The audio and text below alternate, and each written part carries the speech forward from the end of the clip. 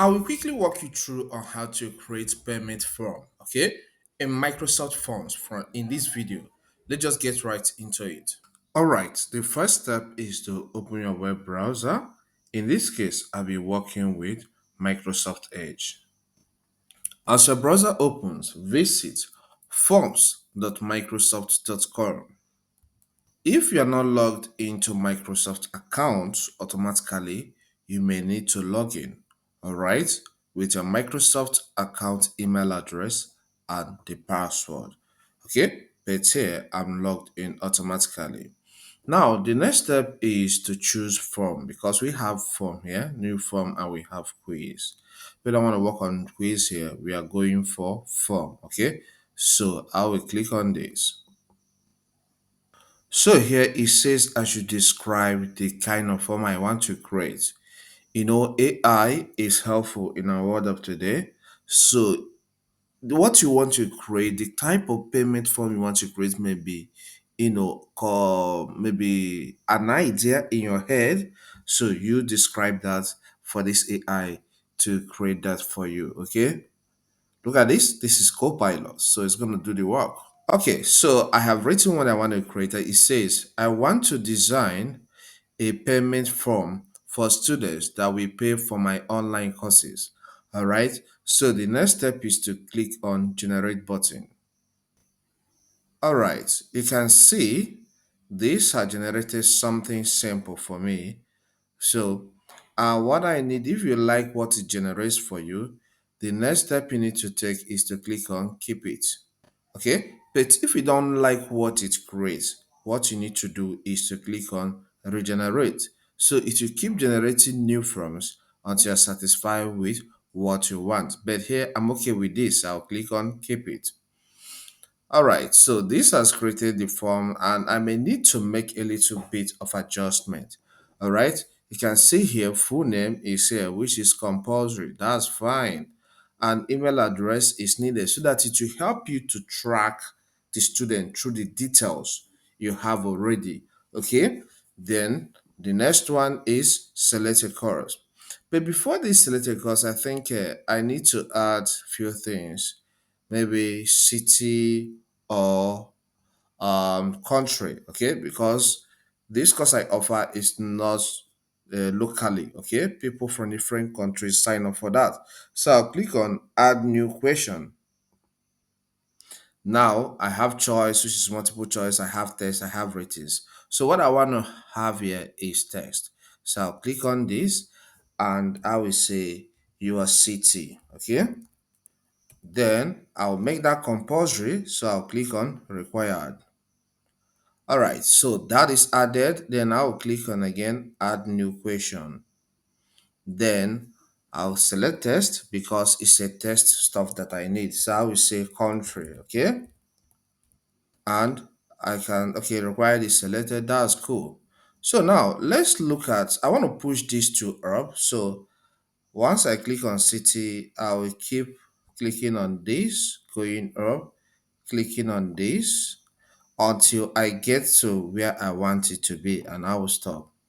Okay, so that is how you do it.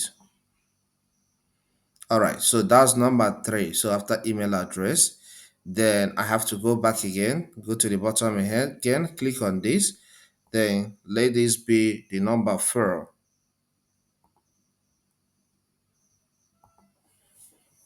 All right, so I have a good arrangement here. Full name, email address, your city, your country. Okay, so I'm okay with what I have here. Select the course. So here, these courses are sample because it may not be the course I offer. So I'm gonna click here and edit this information here. So I offer courses on Microsoft Word. Okay, then Microsoft Excel,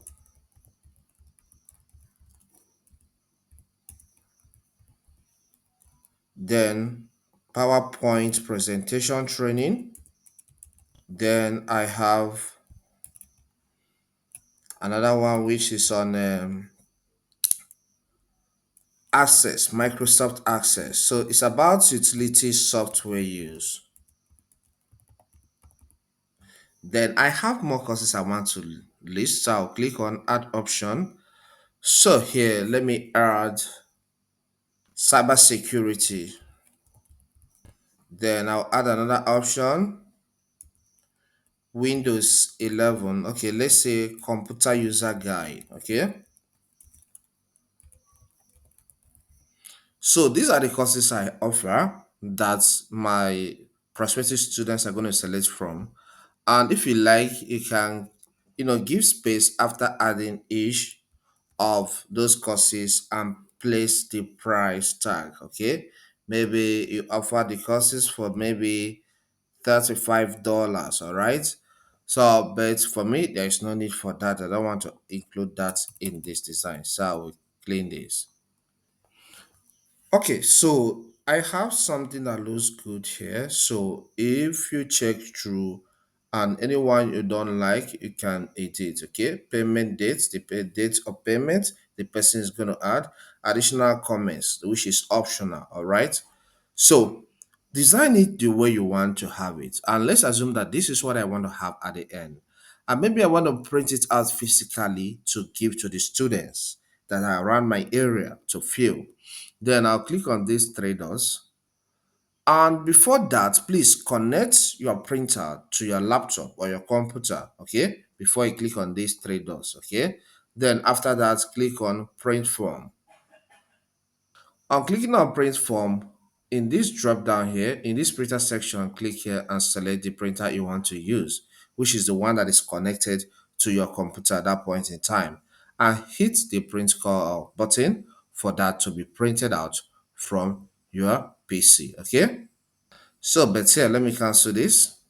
Now, another way we can print this is in PDF format. Maybe you want to download this form in PDF format in your PC.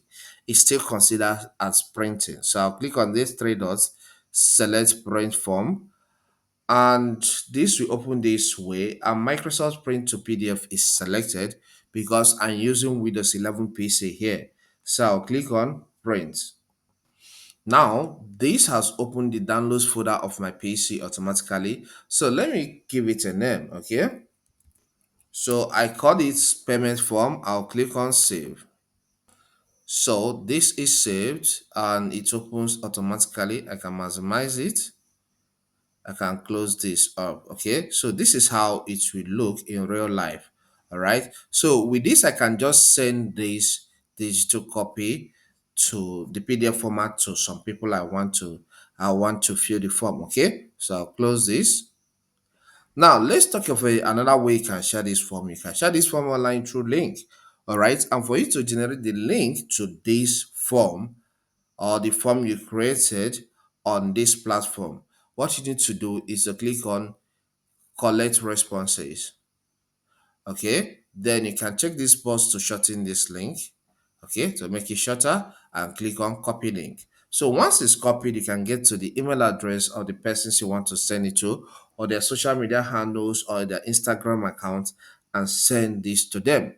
Once they click on it, they will be able to fill it and submit. And once they submit, once you click here, you will see the details of people that have responded. Okay, so that is as simple as that. But here, nobody has responded. Okay. If you find this content helpful, consider subscribing to this channel, okay? And leave a comment in the comment section. You can check out this video here to learn how to create survey in Microsoft Forms. Thank you and see you some other time.